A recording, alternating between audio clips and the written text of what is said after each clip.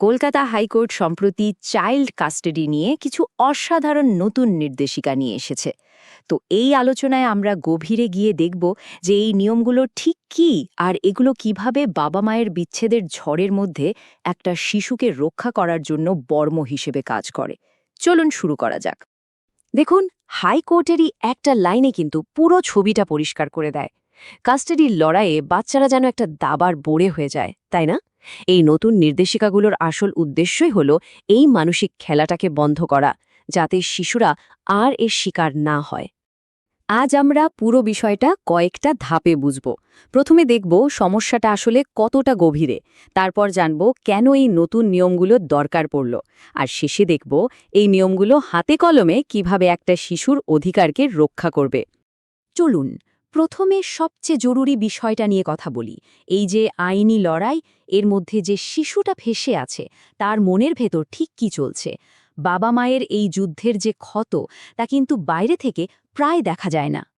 আর এর প্রভাবটা যে কি সাংঘাতিক হতে পারে, এই যে মানসিক ট্রমা, এটা শুধু বাচ্চার ছোটবেলায় নয়, সারা জীবনের জন্য একটা দাগ কেটে দেয়। এর থেকে পার্সোনালিটি ডিসঅর্ডার, এমনকি ড্রাগস বা ডিপ্রেশনের মতো ভয়ঙ্কর পরিণতিও হতে পারে। আর ঠিক এই কারণে এই নতুন নির্দেশিকাগুলো এত বেশি গুরুত্বপূর্ণ। তো প্রশ্নটা হলো, হঠাৎ করে এই নতুন নিয়মের দরকার পড়ল কেন? মানে পুরনো আইনগুলোতে এমন কি ফাঁক ছিল যার জন্য একটা নতুন স্পষ্ট ফ্রেমওয়ার্ক তৈরি করতে হলো? চলুন একটু পেছনে ফিরে দেখা যাক। এখানে তফাৎটা দেখুন। একদিকে সেই ব্রিটিশ আমলের মানে 1890 সালের আইন, যেখানে শিশুর সর্বোত্তম স্বার্থ কথাটা বলা থাকলেও তার কোনো পরিষ্কার ব্যাখ্যা ছিল না, ফলে এক এক আদালত এক এক রকম রায় দিত। আর অন্যদিকে এই নতুন নির্দেশিকাগুলো, যা সরাসরি জাতিসংঘের শিশু অধিকার কনভেনশনের ওপর ভিত্তি করে তৈরি, মানে একেবারে আধুনিক, স্পষ্ট আর সবথেকে বড় কথা শিশুকেন্দ্রিক। এই টাইমলাইনটা দেখলেই বোঝা যায় যে এই পরিবর্তনটা কিন্তু একদিনে আসেনি। সেই 1890 সালের আইন থেকে শুরু করে আন্তর্জাতিক চুক্তি, জাতীয় সনদ, এই লম্বা পথ পেরিয়ে অবশেষে 2024 সালে আমরা এই আধুনিক আইনি কাঠামোটা পেলাম। আচ্ছা, তো এই নতুন নির্দেশিকাগুলো আসলে কি? চলুন এবারের একেবারে ভেতরে ঢুকে দেখি এর মূল নীতিটা কি এবং এটা কিভাবে বাবা মা দুজনকেই একসাথে সন্তানের দায়িত্ব নিতে মানে কো-প্যারেন্টিংয়ে উৎসাহিত করছে। এই নতুন নিয়মে দুটো শব্দ খুব ভালোভাবে বুঝতে হবে। এক, কাস্টোডিয়াল পেরেন্ট, মানে সোজা কথায় যার কাছে বাচ্চাটা মূলত থাকে। আর দুই, নন কাস্টোডিয়াল পেরেন্ট, অন্য অভিভাবক যার সাথে দেখা করার বা সময় কাটানোর অধিকার শিশুটির রয়েছে। এই নিয়মটা নিশ্চিত করে যে নন কাস্টোডিয়াল পেরেন্টের ভূমিকাও সমান গুরুত্বপূর্ণ। আর এটাই হলো এই পুরো নির্দেশিকার মূল ভিত্তি।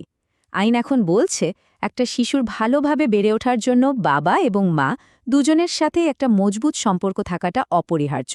আর শুধু দেখা করা নয়, সময়টা যেন তাৎপর্যপূর্ণ হয়, মানে এমন সময় কাটানো যা দিয়ে একটা সত্যিকারের সম্পর্ক গড়ে ওঠে। দেখুন, এখানে দুটো পর্যায় আছে। একটা হলো অস্থায়ী ব্যবস্থা, যেটা মামলা শুরু হওয়ার 60 দিনের মধ্যে চালু হয়ে যায়। কেন? যাতে বাচ্চার সাথে নন কাস্টোডিয়াল প্যারেন্টের যোগাযোগটা হঠাৎ করে বন্ধ না হয়ে যায়। তারপর ধীরে ধীরে একটা চূড়ান্ত পরিকল্পনা তৈরি হয়, যেটা অনেক বেশি বিস্তারিত এবং দীর্ঘমেয়াদী। এবার আসা যাক সবচেয়ে কাজের কথায়, এই সাক্ষাতের সময়সূচি বা ভিজিটেশন শিডিউল। চলুন দেখি শিশুর বয়স আর পরিস্থিতি মাথায় রেখে এই নির্দেশিকাগুলো কিভাবে সময় ভাগ করার একটা পরিষ্কার ছবি এঁকে দিয়েছে। খুব ছোট বাচ্চা, মানে যাদের বয়স 3 বছরের কম, তাদের জন্য প্রতি সপ্তাহে দেখা করার সুযোগ রাখা হয়েছে।